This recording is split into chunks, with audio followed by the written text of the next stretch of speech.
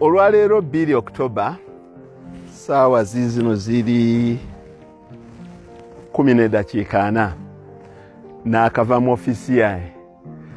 Saawa nnya waliwo omuvubuka wa president wa Makerere University Alumni Guild aba Development Economics yazze n'enjogeramu naye omuvubuka oyo Andrew Kahwa webale kujja gyendi n'oleeta ebirowoozo by'abavubuka.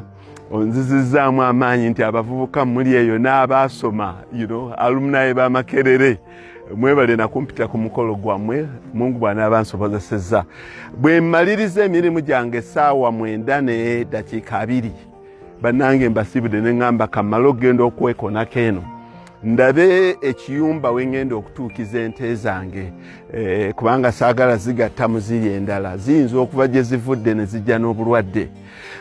Nina ka article ke naba weddeko eggulo akakwatagana n'engeri gy'oyinza okuinvestingamu ssente za NSSF.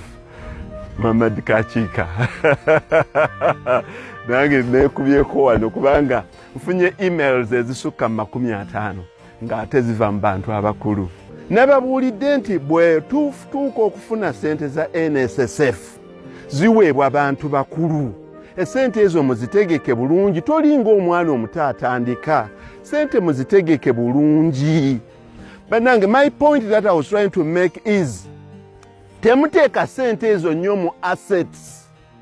Okujjako ng'olina assets endala oba olina lines eziyingiza ensimbi endala. Omuntu bw'akula aba asinga kwetaaga ssente za mpeke okumutambuza, naye nga assets yazikola dda. Sooka ogule ebyobugagga byo, ettaka, ebizimbe, ebintu babizimbira ku myaka 35 paka 45 paka ku 5. 55 oba olina oyongerako bwongezi. Kakiika wuuno omulaba, kati nze nzize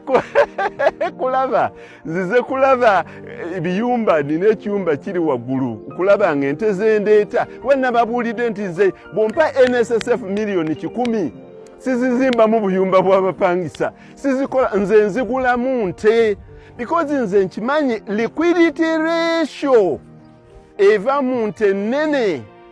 Nze nganjoola ssente kati mu busa bw'ente, nganjoola ssente mu bisagazi, nganjoola ssente mu silage, nganjoola ssente mu mata, nganjoola ssente mu buyana. Omuntu bw'okula ssente oteekeddwa ziteeka mu bintu ebikuleetera, kubanga bw'okula obulwadde bwaffe bututwala India na buli wamu.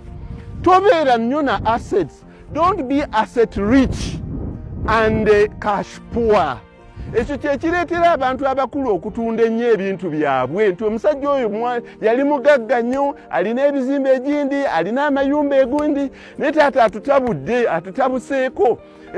Ennyumba ey'ekireka yagitunda, eploti ey'Namugongo yagitunze, ey'egundi, because these people do not balance. Olina okuba ng'olina assets z'olina okukolera mu biseera byazo ebituufu. Mwabaana abali ku kyeyo mugule obupuloti nabadiscouraginga nnyo okuzimba nga temuliiwo. Negula akapuloti kamu 2, 3, 4, 5 mu myaka 35 oba olina kubanga okuŋŋaanya assets paka 45 5. Bw'otuuka mu myaka 5 kendeezaako. Tandika okuddira assets ezo ze wagula, tandika okuzinnyikizaamu ssente. Laba wano wenyimiridde. Gwe gayi, kasooli omulaba w'emyezi 2 tannaba kuweza myezi 2 namubalaga wano nga musimba. Ne kino kyempita cash flow. Wabeewa ngamba nti oyo kasooli si ssente. Ennyumba z'abapangisa ye ssente. Kimbuulire. Zino acres 25 mu Lusanja, acres zikunuukiriza 40. Kasooli wa myezi egi weginaawerera emyezi 3 nga nkuba silage w'ente zange nga ntunda kasooli kiro eri ku 10 mu 10. Be asset rich ng'okyali muto, accumulating paka ku kukula. Bw'ogenda okula, improve your cash flow. Yongezaako okuyingiza ssente eziyingira. njagala okukakasa ku myaka 5 mu 5 bwe nkulaba ng'osimba omusiri gwo ogw'emmwanyi ogusooka manyulika ekikyamu.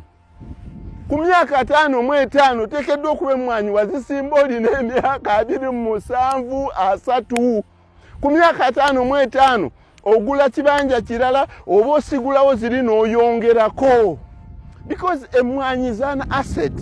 Emmwanyi is not cash flow rich because ziri seasonal.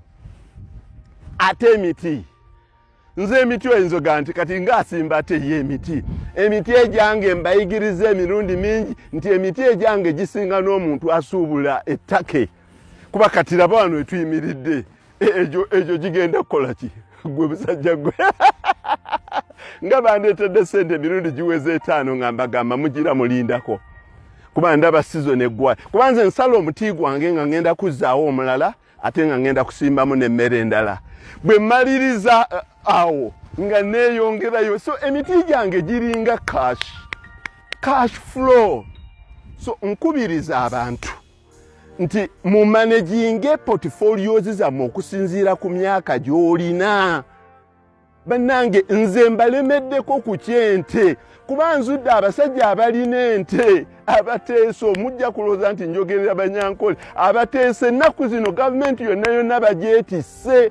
Tebagyetisse lwa abateeso baalina ente abateeso baasomesa abaana baabwe abateeso tebali mu bifo bye balimu for another reason. Abateeso baasoma naddala abaana bawala tebali mu bifo ebyo for anything else kubanga baalina ente.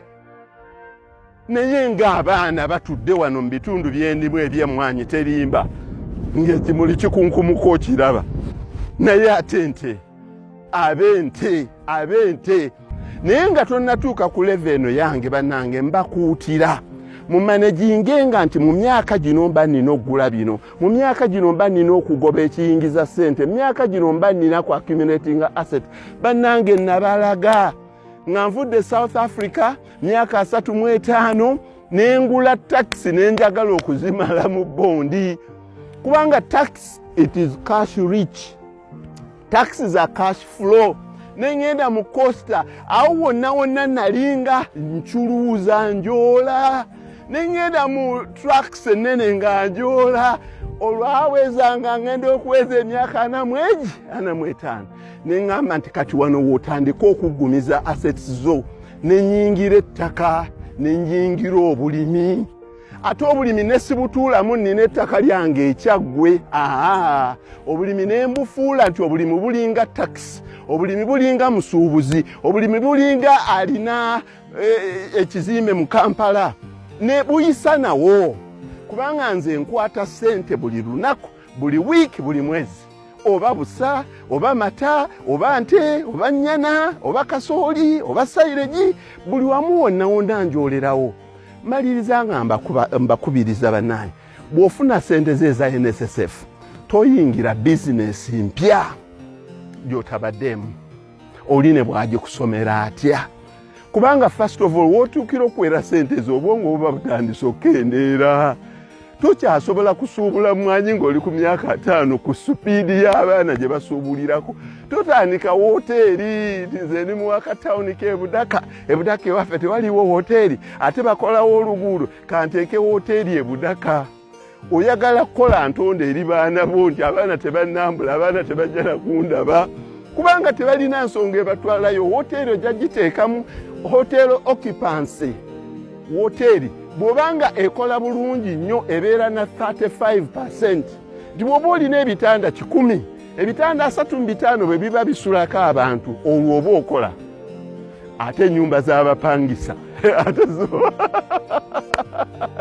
bali neebuuza n'abantu abalemedde ku kintu ekyo nze nziyitako wali ekira ate mu kibuga wakati bapangisaako ground floor na first floor ekiddako waggulu zifuuka store okweyongerayo waggulu mumanyi bye bakolerayo.